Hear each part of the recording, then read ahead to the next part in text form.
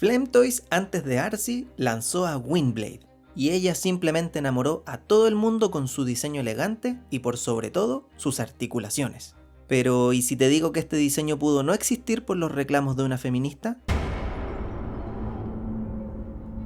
En 2013, Hasbro lanzó una encuesta global como parte de un proyecto llamado Fan-Build Bot, o bot creado por los fans, en donde le preguntó a los fans aspectos para crear un nuevo personaje, con preguntas como el género, modo alterno, armas, etc.